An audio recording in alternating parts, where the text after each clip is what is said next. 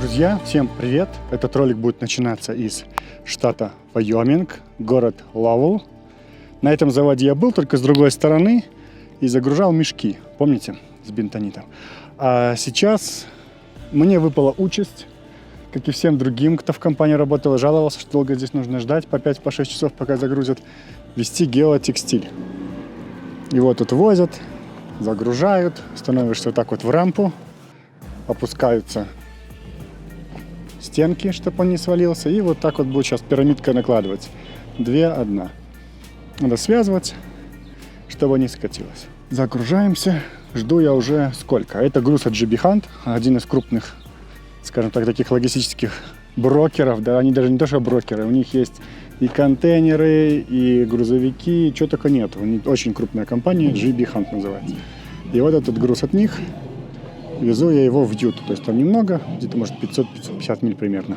Менял вчера масло. До этого в прошлом ролике была история, что на Спидко мне не оказали сервис, обманули. А в этот раз история тоже интересная. Ну, конечно, я на Спидко написал отзыв, написал все как есть, правду, что человек играет, сидит в телефоне, там в ТикТоке или где в туалете, то есть его нет на рабочем месте. Никто не ответил. Поехал, поменял в другую компанию, был в городе Биллингс, в Монтане. Искал, собственно, где поменять масло, потому что куда ни звонил, все такие: мы не работаем, мы не оказываем тракам сервис. Именно в траковую звоню: мы сегодня не работаем, мы можем завтра. 7 компаний обзвонил, 8-ю позвонил. Говорят: я тебе могу дать номер, вот позвони к ним. Они вроде бы работают, вот как приедешь по живой очереди, так и обслужат тебя. Я такой: окей, я поехал туда. Но перед тем, как позвонить, я сказал: у меня свои запчасти. То есть там фильтра, масла, все есть свое. Они такие: надо спросить у босса. Мы типа не знаем, где так можно. Я такой: окей, я приезжаю, заезжаю, все сразу, свободно. Говорю: вот мне масло надо поменять. Они такие: окей, какое хочешь? Я говорю: у меня есть все свое. А что? Он типа: у нас тоже Shell есть. Я говорю: нет, мне нужно мое. Он говорит: нет, мы можем продать тебе. Я говорю: так у меня все есть, и фильтра, и масло. Не, мы можем продать тебе. Я говорю: что, по-другому никак? Нет, мы так не можем. То есть они хотят зарабатывать и на компонентах, и на работе. Им типа неинтересно только работа. Я говорю: ладно, окей, сколько будет стоить? 450 типа масло. Естественно, на больше всегда выходит, потому что там прикручивают всякую ерунду, там, типа а-ля премиум фильтры и все такое, как мне написали. В итоге вышло 529. Я такой: хорошо. Быстро поменяли за полчаса. Я отъехал в магазин, в Walmart, буквально 30 миль. И что я вижу, когда я купил омывалку, открываю капот, смотрю, почему-то грязно, почему все в масле. Ось вся там поддон весь в масле. Нагинаюсь, а с фильтра такие 2 тоненькие струйки идут, и капельки, кап, кап, кап, кап. Я такой: нифига себе. Завел машину, оно капает. Я такой: Загрузка у меня была уже на следующий день, то есть сегодня. Я поехал к ним. Подумал себе: а что я буду типа сейчас мучиться, где-то это устранять, пусть сами устраняют, типа warranty, все дела. Поехал, встал прямо перед дверями у них и спал. Утром в 7 часов они открылись, я с ними поговорил, он такие: а было там без 10-7. Мы работаем с 7, так что подойдешь в 7. Я такой: сори, сейчас окей. Подходит потом другой дядька, начинает ругаться со мной в плане того, что вот, почему ты стоишь в дверях, ты не можешь так ночевать, это неправильно, для твоей же безопасности, вот тракстап едет туда. Я говорю: окей, я вас понял в следующий раз. Он такой: что случилось? Я говорю: масло капает с фильтра. Где? Я не вижу, ничего не капает. Я говорю: вот, смотрите, капли. Он такой: окей.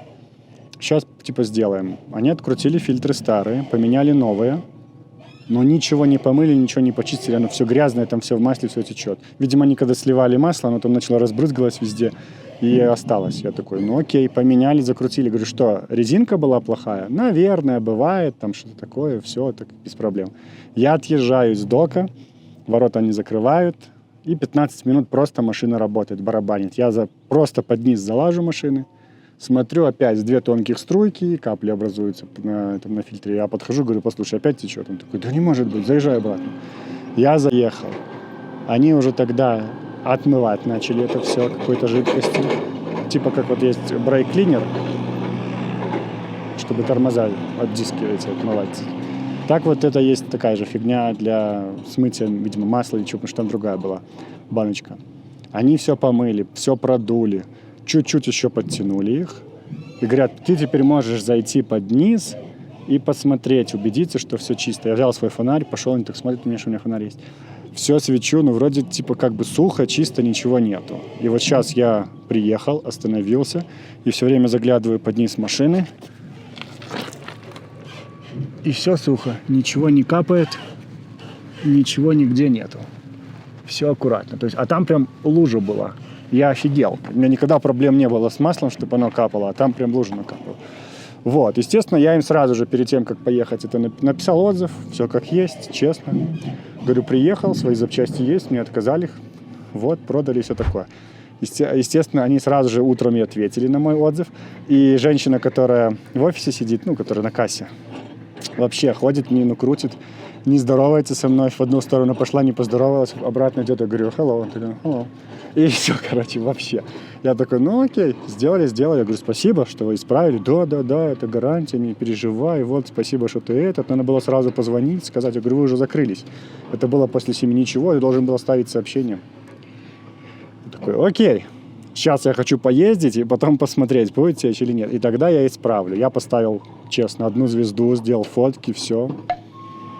Как есть. Я говорю, здесь как бы в Америке я делаю по-другому. Ни с кем типа не надо ругаться, никуда что-то идти. Просто отзывы пишите аккуратно и все. С фотографиями. Не надо там сильно быть, знание языка знать. Через транслейтер пишите, все. Супер. Все 10, если, конечно, не читают. Так как это маленькая, не какая-то сетевая, естественно, они читают, и они переживают за свои отзывы, за свой рейтинг, потому что, это отражается. Другие потом... Обычно это все как бы на рейтингах основано. Есть такой сервис Yelp называется, вот там прям ищут себе... Вот, когда я на мувинге работал, там много клиентов было через Yelp. И вот если у тебя хорошие отзывы, то ты так вот находишь себе клиентов. Но за этот сервис, естественно, ты платить должен, чтобы они оставляли твои отзывы и все такое. Это тоже такая афера небольшая. Но факт того, что вот на Гугле отзыв я оставил, потом исправлю, честно, через пару дней проверю, залезу, посмотрю. Так что вот так. Отвратительно, плохо, ничего не скажешь. Я уже обрадовался, думаю, там сетевой было плохо, а здесь маленькая частная, так быстро и так хорошо, все сделали, ага, да, тоже. Деды какие-то там были, и молодые парни тоже были, но как-то вообще ужасно. Отвратительно. Еще, ладно, полбеды, отказали мне в моих запчастях, так сделайте хоть хорошо. Я уже говорю, давайте я вам дам свои фильтры, прикрутите мне свои. Нет, типа, мы если тебе делали, мы должны свои прикручивать. Такой, давай прикручу. Так, мне наложили, надо уже работать дальше, скручивать этот ряд. Все, я пошел. Ну что, друзья, почти сделал, почти справился.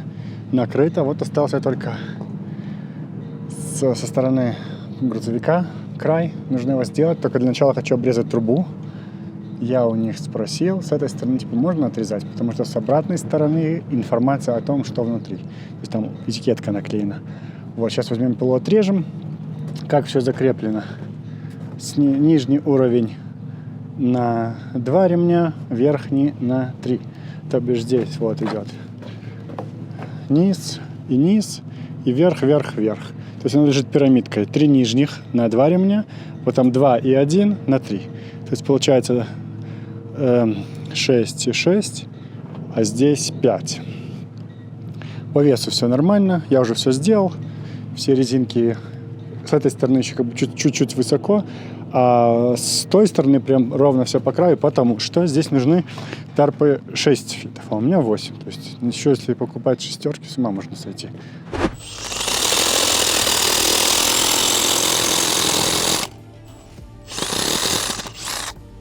Все, делов на 5 секунд. Пока я больше доставал, точнее, больше времени доставал пилу, нежели работал ею. Так что вот так. Ну, глазомер кривой, ничего не сделаешь. Зато смотрите, сейчас практически плоскость одинаковая. Конечно, я уже пакеты открывать не буду, резать. Подстелю одеяло, и все будет классно.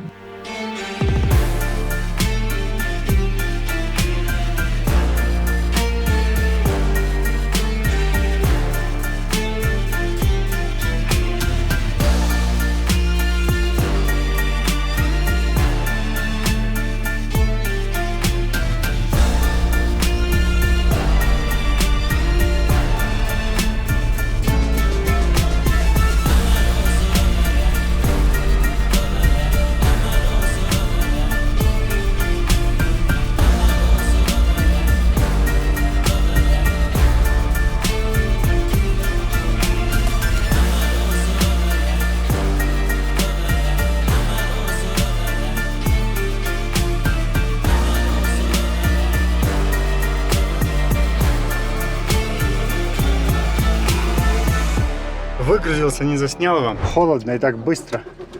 Они мне сразу подписали бумаги, помогли сложить тарп, за что им огромное спасибо. Вот, прощаемся.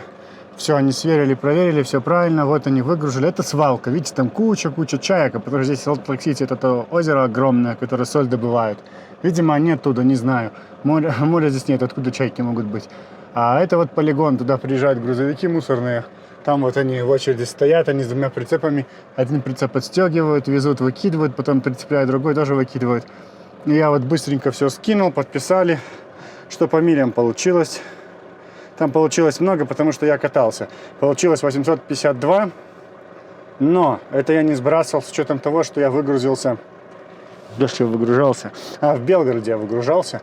И туда я ехал 2 часа, где-то, наверное, 140-160 миль. Но я ездил по своим делам, ездил менять масло, потом искал, где поменять, потом в магазин ездил, потом обратно, чтобы фильтр этот сделали.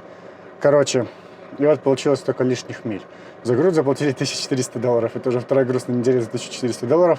Сейчас поедем загружаться еще более коротеньким грузом. Он еще дешевле, но, как мне говорят, что длинные мили очень дешевые. То есть там ехать 2000 миль меньше, чем за $2, ты быстро очень машину убьешь. А хоть короткие мили и есть за какие-то большие деньги, но ты гросса тогда недельного много не сделаешь. Что поэтому, ну, тут как бы бессмысленно, наверное, катать большие мили, чтобы сделать гросс. Там 12 тысяч или 10 хотя бы. У меня получается не больше 9. Даже эта неделя будет меньше. Потому что если ехать больше, повторюсь, то надо будет... Потом быстро очень трак устареет моральный, потом будешь деньги отдавать уже на ремонты. Поэтому, ну вот так, добренько. Все, тут сети нету, мне надо документы отправить. И выезжать за следующим грузом уже. Он будет из Юты в Неваду поедем. Вот. А на выходные мне сказали, скорее всего, дадут пчел. Пчелы стали тоже невыгодными, потому что с каждым разом все ниже и ниже цена за перевозку. И ехать за ними, загружаться тоже порой очень далеко. Там по 200, по 300 миль нужно пустым ехать. Но только одно радует, когда пустой, что расход, ну там, сколько, 30 галлонов на 300 миль, если у меня, допустим, ветра нет, то это нормально, как бы хрен с ним. Сколько там, $100-120 на дизель отдашь. Просто на дизель, не считая уже там свое рабочее время, а там остальное уже загрузишься. Ну, такое себе. Видите, сейчас такой рынок. Все говорили, вот, не сезон, была весна, пришло лето, и лето не сезон, просто вообще. Но это все перед выборами 100%. Будет еще хуже, мне кажется. Все эти баталии только разгораются. Осенью будет прям очень жарко. Осенью будет жара-жаришка. Добре. Выезжаем, поедем загрузимся и поедем уже дальше в Неваду. Там потеплее. Здесь что-то холодно. Там в Солт-Лейк-Сити утром ехал. Вообще какие-то тучи. Снег собирался падать. Ну, короче, катастрофа. Надо сваливать отсюда побыстрее. Все, погнали.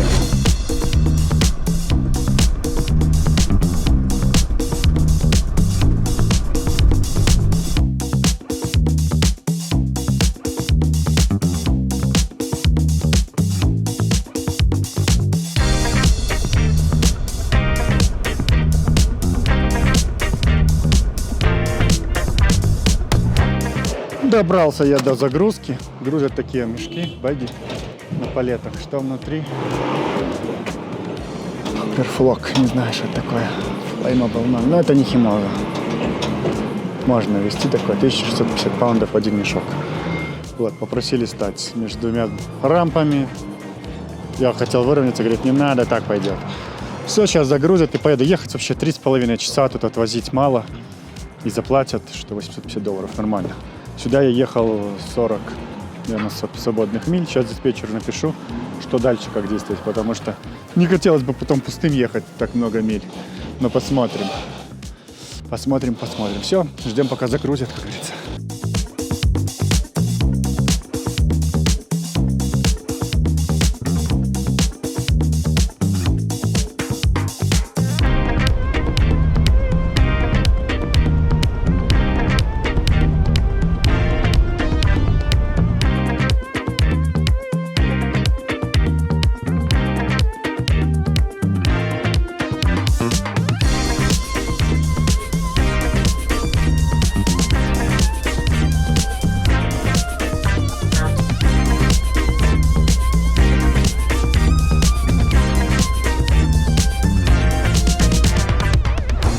Ну все, ребят, доехал. Вот конвой, где Я бы так всегда хотел, на всякие стройки, карьер. Это в данном случае карьер.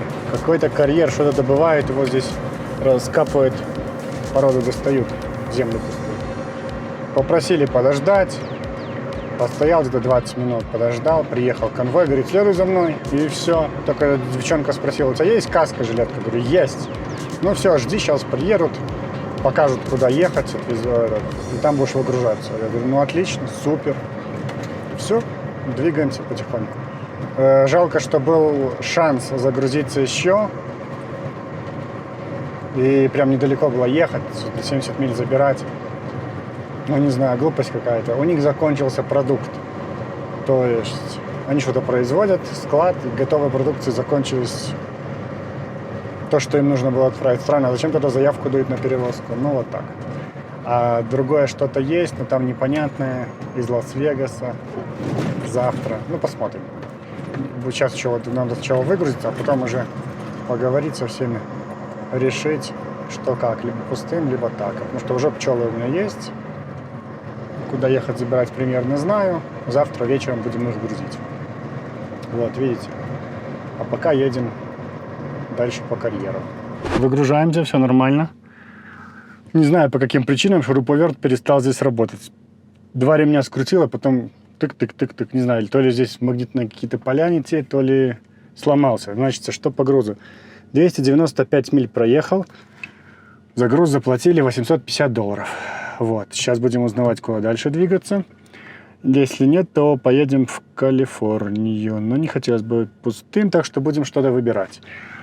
Вот, они мне взяли, подложили 2 бруса под колеса, сказали, так небезопасно без этого выгружаться. Я говорю, окей. Говорит, одень очки. Это, говорит, моя боль, если ты не в очках будешь. Я говорю, окей. Одел очки от солнца, ходил. Ну все, думаю, что я там буду ходить, смотреть на него. Пусть выгружает потихоньку.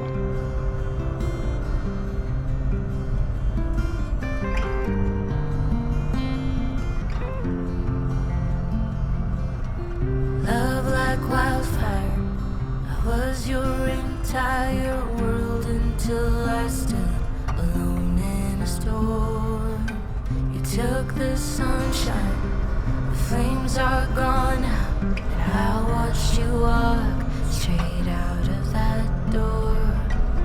Promises got lost in the dust. Your boots by the door, you're not coming home.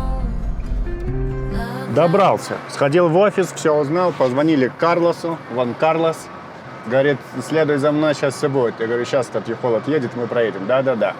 Он говорит, у тебя будут газеты. Я так, я думал, картон, брикет. А тут прям действительно газеты. Говорит, надо будет накрывать, потому что будут разлетать. Я говорю, без проблем, давай. И все. Сейчас все должно случиться. Еще утро, вот они с 8 работают. Сейчас должно все свершиться. Поэтому еще немножечко ждем и грузимся. А тут привозят всякий мусор сюда, и они принимают, сбрасывают его, ты просто платишь за него. Допустим, люди переезжают, у них там мебель старая остается, там еще какие-то другие вещи. И либо ты платишь за сервис, который к тебе приезжает, потом ты, как в ЛА, я знаю, выставляют на бордюр, на тротуар, приезжает мусорка, ты платишь за нее деньги и забирает, закидывает все. А здесь ты сам привозишь, наверное, меньше платишь. Также видел строительный мусор тоже. На прицепчик свой загружают, вывозят и выкидывают. Так дешевле, потому что если кто-то приедет, заберет за тебя, это дороже. Ну, понятно. Кто-то ж время тратит. А так ты сам, если это сделаешь, будет тебе дешевле. Поэтому вот. Был там парочка поворотов узких, собственно, сюда и с дороги. Поворачивал со 2-й полосы. Если поворачивал бы с выделенной полосы для поворота, не вошел бы в поворот. Очень маленький радиус поворота, угол не такой. Поэтому нормально, люди хоть адекватные, разъехались. Женщина там увернулась от меня. И все, и мы разошлись. Причина, по которой надо накрывать, видите, какое оно? Журналы, газеты, части коробок, каких-то пакеты с трейдера. Он говорит, это микс будет, то есть там все намешано будет. Это не то, чтобы одни коробки картонные, а вот такое вот. Поэтому, конечно, надо накрывать, а то я поеду, все, он будет лететь в разные стороны. Меня остановят и накажут. Вот так вот. Они потихонечку вывозят, нагружают. Вот. Но говорят, что должно быть 32 блока. А я говорю, я не знаю, я первый раз везу. картон. Ну, вообще вот эту бумагу, говорю. Но, он говорит, обычно спереди ложат и там до конца. Я говорю, ну давай, знаете, то помогайте. Все, грудят так вот. Сначала они там не объедут, я думаю, с другой стороны. Может отъезжать, чтобы они потом за эту сторону завозили. Ну, посмотрим. Все, конечно, здесь узко у них.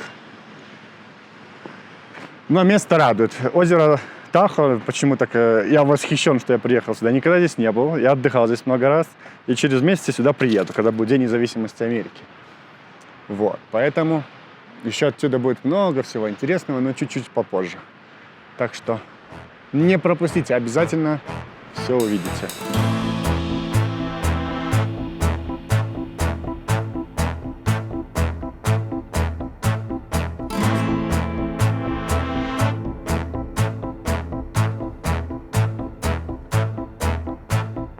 Загрузил. Уже все и накрыл. Все. Закрыто, накрыто, привязано. Они уже тут убираются. Да, потратил времени сколько? Приехал в 8. 8:05 зашел в офис. 9:26. То есть, грубо говоря, 1,5 часа потратил на загрузку. Надо выезжать. Это часа 2 ехать. К 12 там они часа работают, надо успевать. Вот, здесь тоже все хорошо. Он подметает уже. Не будем его смущать камерой, а то все шугаются. Все камеры боятся.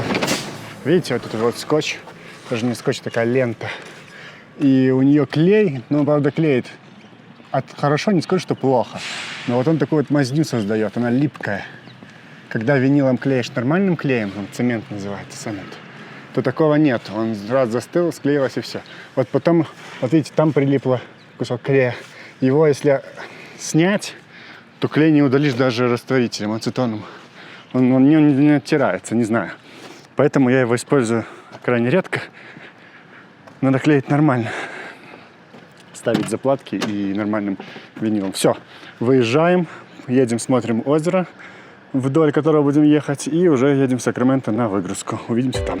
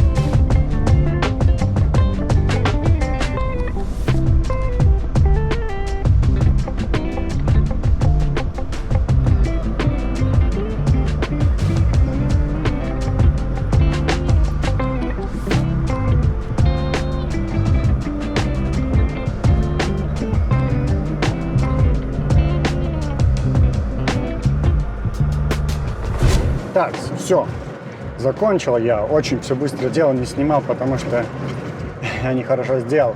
Надо было сначала снять тарпы, брезенты свои, ремни, а потом только вовнутрь заезжать. А я тупо заехал на весы, и они такие, блин, типа, пожалуйста, в следующий раз так не делай. Типа, сначала все это сделай, а потом только заезжай. Там по кругу, так вот, вокруг здания объезжаешь, тебя разгружают и выезжаешь. Я такой, хорошо, я за полчаса 2 тарпа свернул, ремни просто поскидывал на прицеп, резинки все просто покидал. проехал туда, и там уже все подкладывал, пока они меня вдвоем в 2 погрузчика выгружали. Я посчитал, за 12 минут они меня разгрузили, за полчаса я сделал, ну и потом поправил, собрал и вот выехал уже. Ничего интересного не было, весь грязный, пыльный. Вот еду сейчас на тракстоп, там их 2 напротив, один Loves, один Flying Jet Pilot. Пойду на Pilot, там 250 свободных, не свободных, парковочных мест.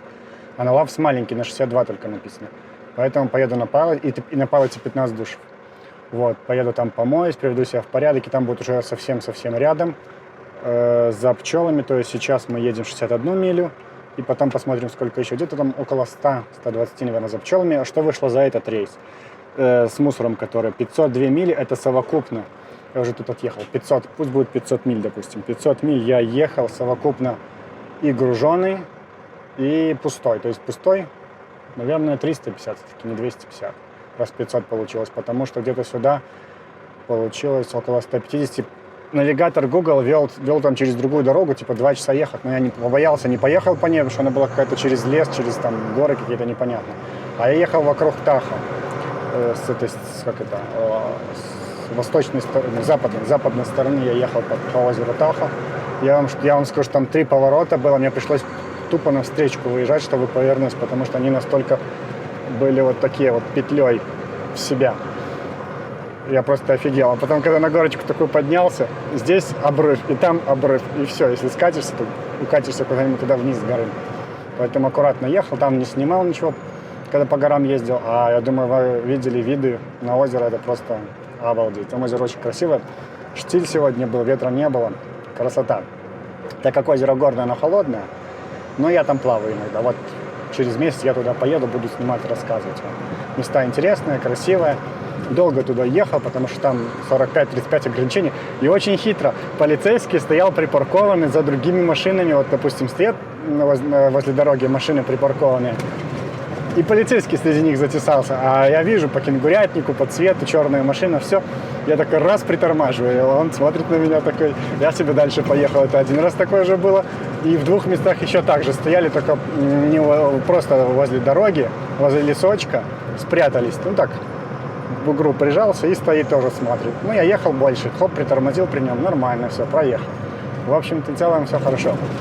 Я там ехал чуть-чуть больше, если там где-то было иногда 35, 45, 50, я там на пару миль больше сверху ехал, и нормально. Ну, конечно, люди терпеливо ехали за мной, только одному все там хотелось обогнать меня, в итоге он обогнал меня, и я его потом догнал, мы ехали одинаково, потому что там был маленький кусочек ремонт дороги, и все притормаживали, останавливались. Так что вот так, 500 миль, за груз заплатили $700, то есть там сколько, по 1,25, по 1,3 практически, да. Но, повторюсь, все равно пришлось бы ехать сюда, и какая разница, загрузиться, довести и хотя бы, наверное, топливо заработать, либо в ноль, даже в ноль, в минус, потому что за топливо я плачу деньги, они бесплатно для меня. Но был другой очень опасный момент, за который я переживал, диспетчер переживал, чтобы меня выгрузили, потому что в документах было написано, что они работают до часа. Я ехал в 12:30 сюда, приехал, посмотрел по навигатору, было сначала 12:36, я чуть-чуть нагнал, там пообъезжал, газу где-то там больше дал и доехал быстрее. Я попросил его, он позвонил за час до прибытия, 11:30, допустим, у меня было, он позвонил, говорит, не переживай, до 2 они работают, сказали, выгрузят тебя. И все, я залетел, тух-тух-тух, раскидал, и все. Выгрузился, едем дальше. То есть получится не так уж грустно. 500 миль, это, я вам скажу, что еще мне адрес дали другой. Изначально нужно было ехать в Норс, Калифорнию, загружаться, то есть это выше Сакраменто. А сейчас я еду в Саус, то есть будем спускаться вниз, недалеко от города Модесто. То есть, не знаю, больше или меньше, вот потом сравню. Орланд находится сверху, а этот находится снизу, городок. И уже написали мне координаты, куда нужно ехать загружаться, сказали к 9 вечера приехать. Можно уже как бы выдвигаться, там написал customer, клиент написал через брокера, брокер русскоговорящий с пчелами, написал, что я могу уже приезжать, если ворота закрыты, дай ему знать, он нажмет на кнопку, там откроет. То есть только сказал стать подальше от домика, потому что там пчелы, скорее всего, летают в этом домике. Ну, посмотрим потом. Я сейчас пока что вот напрямую не поеду, хочу там немножко себя в порядок привести. перекусить что-то и потом уже доехать, потому что там уже будет немного так ехать. Поэтому вот так, все получилось, все супер, я рад, диспетчер спокоен теперь. И уже плюс-минус выйдем на что-то такое, к тому, к чему я все стремлюсь постоянно, хотя бы, чтобы там 10 была минималка в неделю, но пока не получается. 9 с хвостиком, наверное, с маленьким будет прям только. Не получается, вот не получается никак. Это у нас последняя 4-я неделя, чего? Мая, следующий июнь. И вот на май месяц, 4-я неделя, вот так вот грустно. Я посмотрел, плюс-минус все у нас так в компании ездят, кто-то больше, кто-то меньше, кому-то больше везет, кому-то меньше, мне меньше. Я почему-то попадаю постоянно на север, и там в этом квадрате северном застреваю, не могу туда выехать потом никак. Надо сейчас говорить, чтобы гнали меня на юг, попробовать покататься по южным штатам, там Техас, что у нас там чуть выше, Небраска, Канзас, вот эти вот все штаты. Посмотрим, не буду ничего загадывать, но хотелось бы, чтобы было больше, чтобы не просто так накатывать, потому что уже сколько? Я вам сказал, что 152, уже 153, уже почти 154 тысячи на машине намотано. Вот, кстати, средний пробег был с пустыми и сгруженной мили, не пробег, а расход 8,7. Потому что на пустых был 9,6, на груженных, я думаю, было 7, скорее всего. Ну и вот средняя получилась 8,7. Все, едем. Скоро приедем. Будем загружаться вечерком пчелами. Некогда грустить. Не знаю, может быть, когда он про меня скажет. Грустят, надоело. Мне так говорят, блин, ты уже столько едешь, ты что, типа, не надоело тебе?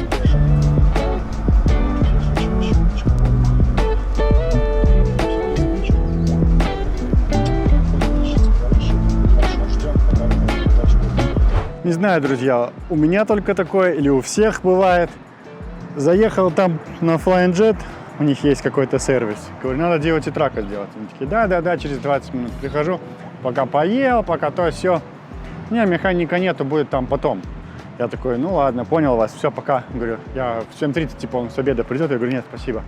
Это у нас заправка Loves, там есть спидка, пошел. Без очереди все приняли, прошел. Получил наклейку, дали инспекцию, уже положил в папочку бумажную. Это как техосмотр. Техосмотр на машину раз в год проходится. Вот. Сказали, все хорошо, все пас, нормально, молодец. Я такой, ну, супер, классно. Свет работает, все нормально, тормоза хорошие. Что касаемо, вот второй скол появился, видите, тут снизу, и там сверху большой. Говорит, не, это нормально, если были такие, говорит, большие отверстия, то тогда бы, да, не поставили. А так, говорит, все хорошо, все нормально. В общем и целом, едем за пчелами. В 9 часов сказали быть там, загружаться. Сейчас пока что 7, но надо доехать пораньше. У меня уже есть место, все, там можно стоять без всяких проблем. Я принял душ, помылся, побрился. Вот. Но это дело там, на Flying Jet, потому что здесь на Лавсе меньше душевых, чем там, там больше. Поэтому вот так. Типа, одной услугой воспользовался, вторая тебе недоступна, да? Инспекцию сделал здесь, а там помылся. Ну, там душев много, я же говорил, там 15, а здесь 7. Ну, ничего, это все ерунда. Главное, что это пройдено, это сделано, масло поменено, можно кататься. Так что вот так, такие дела. Все, едем загружаться пчелками, там что, полчаса по Гуглу, может, по этому будет 40. Сейчас узнаем, введу адрес и поедем уже. А то там заждались. И что самое прикольное, брокер-то русскоговорящий, я знаю, он звонит мне, по-английски со мной разговаривает в плане того, что нужно пчел облить водой. Он говорит, а ты знаешь, что надо залить? Я говорю, да. Он такой, вот, поедешь, когда проснешься после того, как тебя загрузят там в 6 утра, поедешь на заправку, обольешь их водой и пришлешь мне фотографию, что ты это сделал. Видимо, он специально разговаривал по-английски, может, записывал этот разговор, чтобы потом отправить к клиенту и сказать, вот, смотрите, я сделал то, что вы просили. Ну, это мое лишь предположение, но думаю, да. Но некоторые просят, некоторые говорят, не занимайся ерундой, едь и все. Но здесь, раз попросили, значит, сделаем. Нет, ничего сложного нету. На заправке есть вода, шланг висит. Либо можно попросить пойти их облить, и все. Больше ничего не требуется от меня. Сделаем. Все. Выезжаем, меньше болтаем, делаем.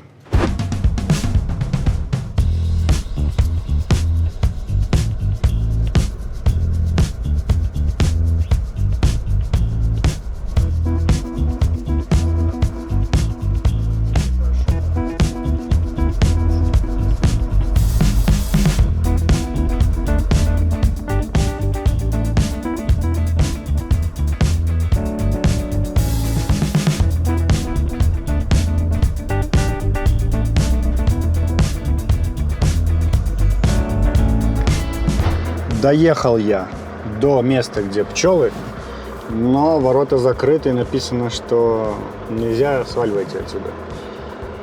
И в сообщении мне написано, что если ворота открыты, заезжайте, но только нужно продезинфицировать ваши колеса. Там есть станция дезинфекции, там надо это сделать. Если нет, напишите и откройте. Я написал брокеру, он сейчас говорит, позвоню ему, и он тебе откроет. Поэтому вот пока что жду, но я видел там коровы.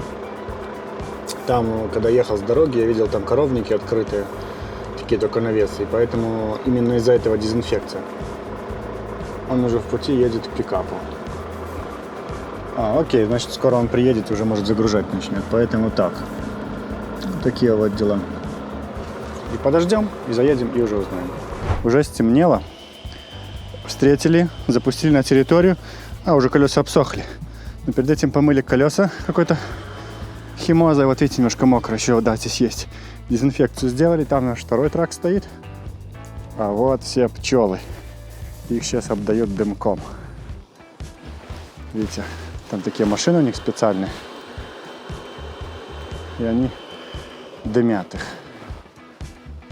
Если там был дымарь такой с мехами, что надо было качать, то здесь ребята постарались сделать электрическое. Типа газонокосилки похожее. Они в респираторах ходят и продувают их. Снаружи пчел нету. Сейчас попробуем открыть, посмотреть. Видите, спрятались там все пчелки. Ползают по рамкам. Они сказали, что они без меда. Один парень разговаривает по-русски с акцентом. Вот, он сказал, что нету там. Видите, пчелка ползает. Нету меда, а пустые. Я говорю, ставьте с самого начала, начинайте. Сначала прицепа вот отсюда. Блин, дымом воняет. Тяжело. Я уже все разложил, ремни. Говорю, вот сначала и до конца. А то он хотел отступить. Я говорю, не надо. Сетки снял, брезенты поубирал. Вот. Видите, они должны быть в 3 высоту выставлены. Их еще будут выставлять, только потом грузить. Короче, это будет все очень долго. Он сказал, где-то час. Только дымом их будут обдувать. И потом только начнут грузить. Я говорю, ну ладно, окей. Что поделать. Поэтому можно идти отдыхать.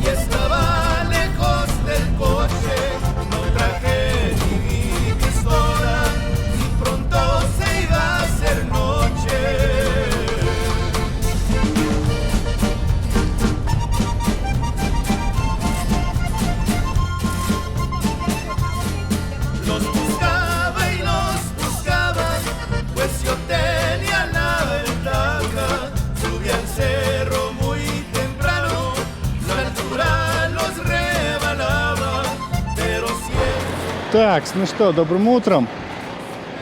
Пчелки и хорошо, и плохо. Их нужно было полить, но у меня не было шланга. Как мне рассказывали, что приезжаешь просто на заправку, говоришь, и они френдли польют тебе. Ну, дадут шланг. Ничего подобного. Приехал на заправку на Pilot, спросил, говорят, да иди поливай, вон кран есть. Только у нас шланга нет. Я говорю, можете дать? Нет, у нас нет. Если у тебя есть, поливай. Я такой, ну ладно.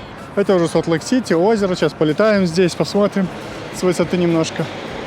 Ну, а пчелки, ну, всегда же они были, вот обсыпаются, видите, падают на асфальт. Видите, жопкой кверху уже хочет ужалить меня. Пока еще утро, дрыхнут они. Сейчас повылазят, уже будут шуметь, жужжать. Ну, что, куда деваться? Вроде все нормально притянул. Вот так вот они сделали, сами я им все давал. И здесь у нас пчелки. Это уже все какое-то окочурилось. Короче, они еще перегрузили меня, я топливо сжигал, чтобы не было перевеса. Но сейчас все нормально. Спрашивал у них, говорю, мужики, вы явно больше нагрузили. Не-не-не, не переживай. Мы всех так грузим, То, что у тебя 53-й прицеп, мы тебе как 48-й. Я говорю, я понимаю, но общий перевес, я вижу, что вот чуточку уже больше.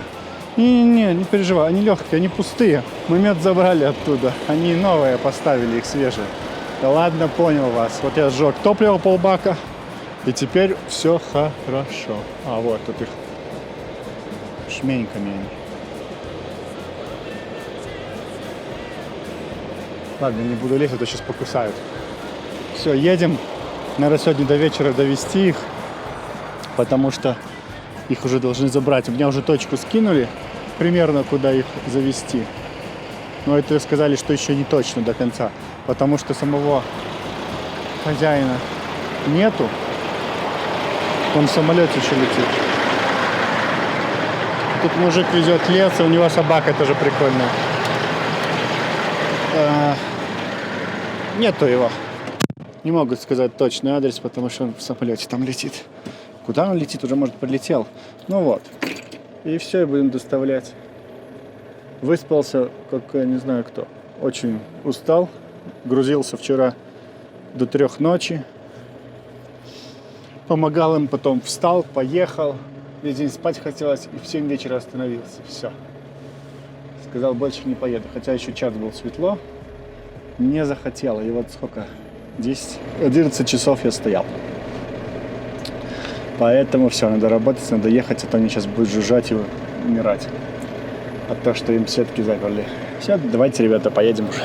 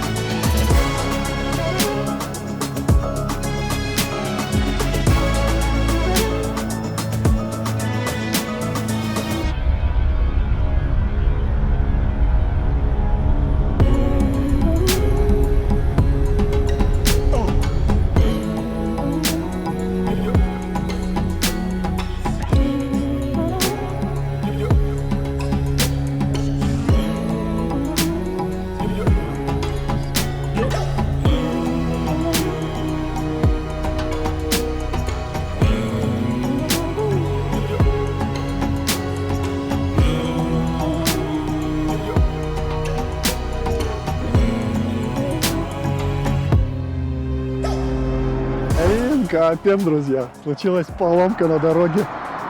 Пробила патрубок. Ужас просто. Просто ужас. Все залило антифризом. Как начало все дымить, коптить. А я же еще с пчелами еду. Это просто ужас. Не знаю, а за мной ехал полицейский. А у меня дым идет, все же горячее. Дым валит белый. Я офигел. Давай быстренько сразу тормозить. Затормозил на дороге. Приезжает полицейский, там встал, я его не видел. И уже идет ко мне, я только капот открываю, полицейский нарисовался. Я такой, ё-моё. Он такой, пожар есть? Я говорю, нету вроде бы, ну, как бы пробила трубку, сейчас покажу вам где. Он такой, точно нету ничего? Пошел все проверять, все обсмотрел, вот. Все облито, а вот патрубок пробитый. Вот видите, там вот развалило его. Он лопнул, просто лопнул. И я позвонил ребятам в компании, говорит, да, этот патрубок, он такой вот сложный, гнутый. Его еще бывает иногда сложно найти. Вот, видите, какая там в нем дырень. Пробило, все облило, ну то полбеды. Позвонил в Родсервис первый, скинул трубку, они мне сами перезвонили. Говорят, вот-вот, я говорю, да, нужна помощь, сейчас с пчелами, живой груз. Их пообливало наверняка тоже, раму немного замочило, колеса. Это все фигня. Мне надо даже ехать, чтобы пчелки не сдохли, понимаете же. Треугольники выставил. Вроде этот мужик сказал, что все... Так, спрячемся, а то фура едет.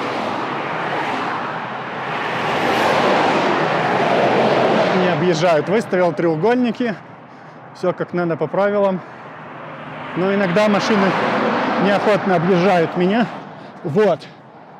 Сейчас я вам покажу. Ну, пчелы... Хорошо, что хоть не жарко. Вот это вот спасает еще меня. Это еще спасает меня. Сейчас я телефон наберу. Он мне отписал, скорее всего.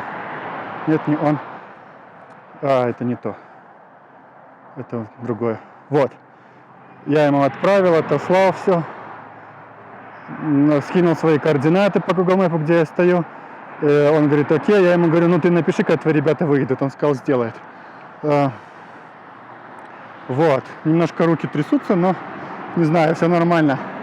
С двигателем должно быть все окей.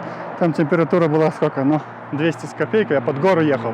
Все потому, что я уже правда спускался, но она уже пробила.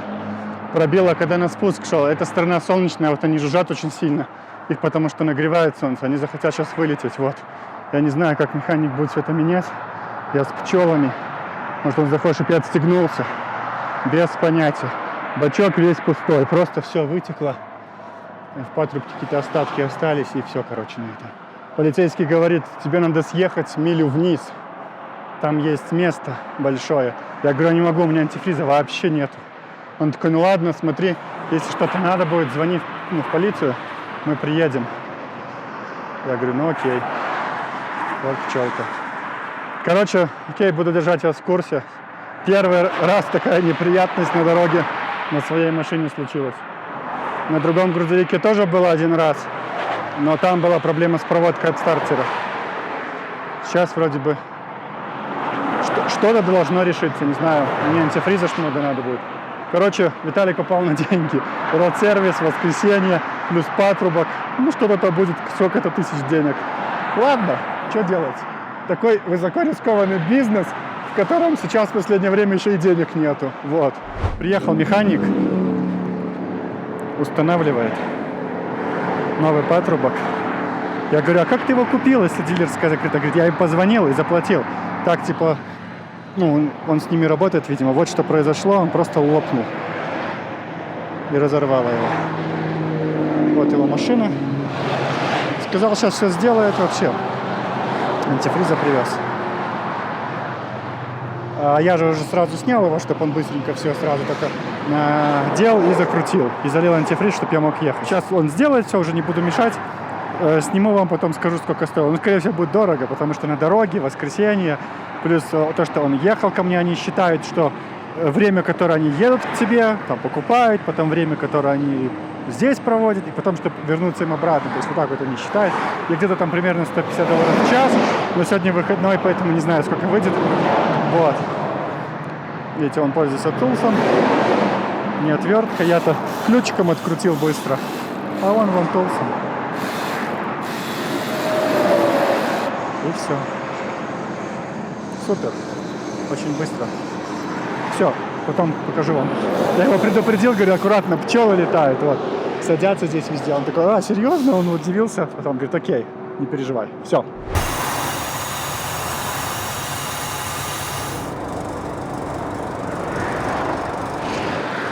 Все, залито до максимума. Я потом еще проверю, естественно, долью, если надо будет.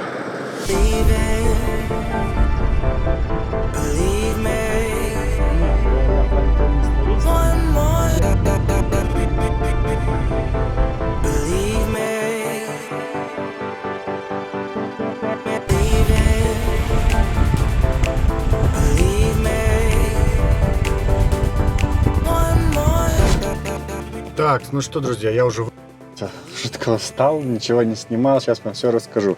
Значит, давайте расскажу по порядку, что касаемо ремонта. Если посмотреть, то есть, за что столько денег было снято. Holiday Call Out Fee, это то, что в выходной он мне починил $250. Потом за работу 3 часа по $150, 450.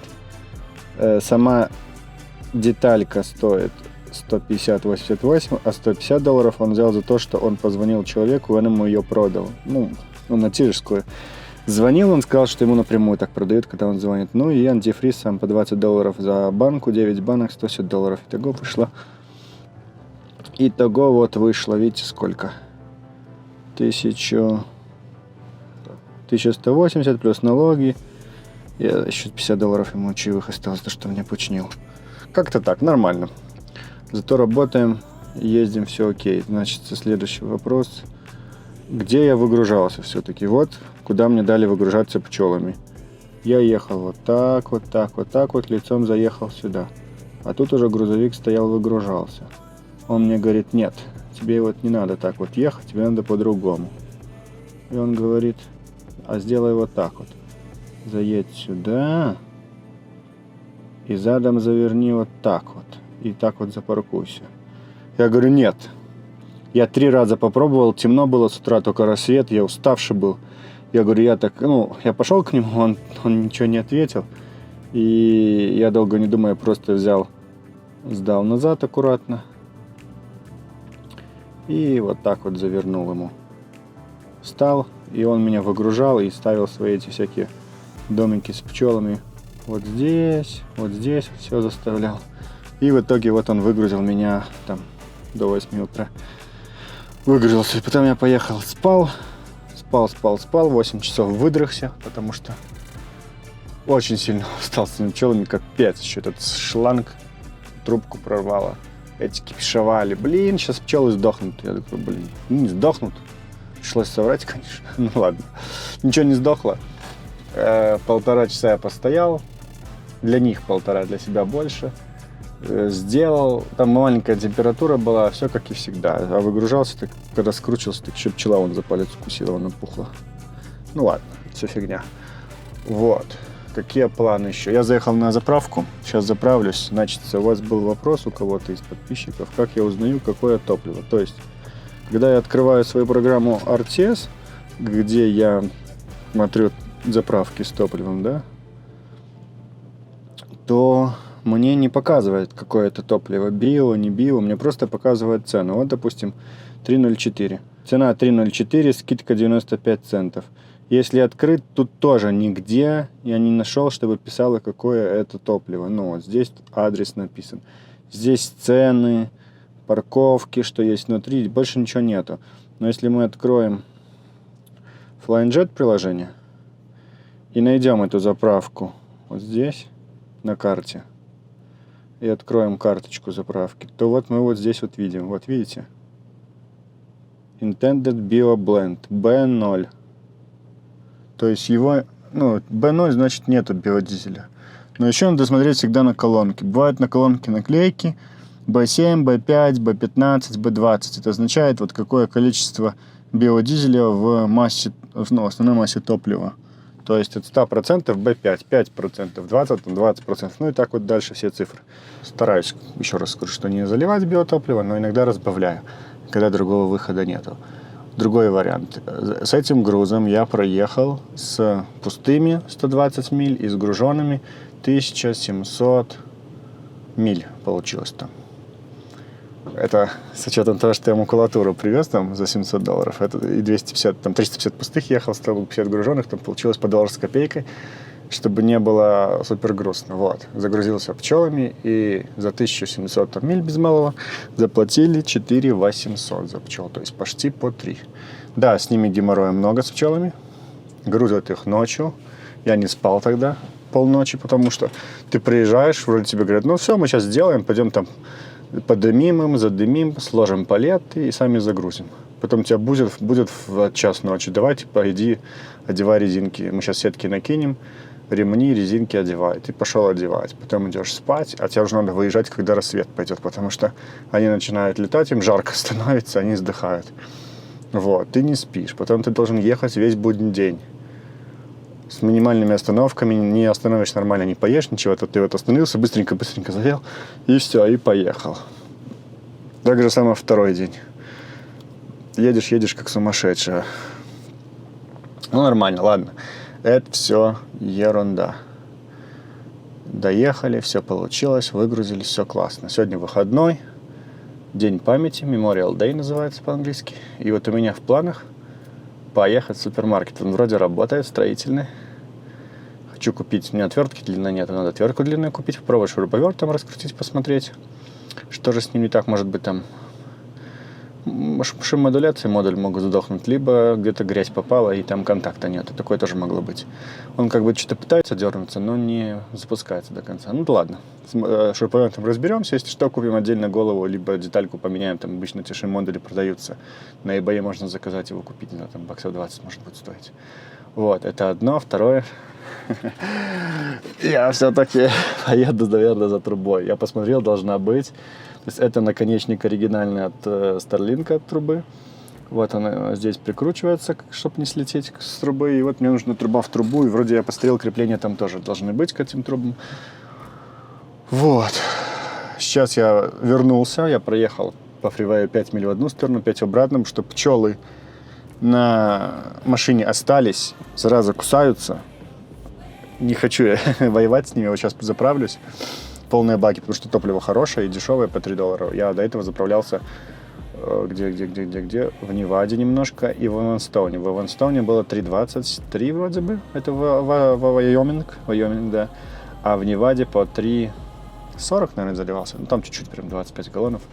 Потому что, помните, они мне немножечко перевес устроили, но я им не напоминал об этом, просто вчера сказал, что, извините, пришлось объезжать, поэтому дольше я ехал. Но они такие, ну да, не должно быть так. Ну, типа, ты с полными баками хочешь ездить, а мы не можем. Они хотят 48 грузить, а у меня машина тяжелая. Вольво с этой кабиной и с тем, что у меня стенка сзади стоит, и эквипмент весь, она тяжелая становится. То есть с полными баками она 33 тысячи весит, а они хотят 48 грузить. То есть теоретически вот эту 1000 я должен потерять. Но такого не бывает, мне нужен эквипмент, мне нужно снаряжение с собой, чтобы все было. Но не поспоришь, они типа не хотят дробное количество какое-то снимать. Я знаю, что на другой машине они тоже перегрузили 300 паундов сверху, но сказали, зажгешь топливо и будет все нормально. Ну так и было. Я сжег топливо и потом на лампочке ездил. Вот. Да, так делать не нужно, это не очень хорошая история, но куда деваться? Такова реальность. Никуда не денешься. Вот. Сейчас хочу заправиться, все поделать. Специально проехался 5 миль по фривею в одну сторону, в другую, чтобы пчелы разлетелись, послетали, потому что пока спал, они там проснулись, ожили, которые позападали в прицеп, и все. И начали активно жизнедеятельность свою творить. Ну, летают, кусаются, вот что. Поэтому все, сейчас буду заправляться, дальше поеду в магаз. Но это вы уже увидите в следующей серии. Надеюсь, все должно получиться. И поеду уже на пикап потом. Наконец-то не буду стоять на выходные. А то я думал, что буду стоять.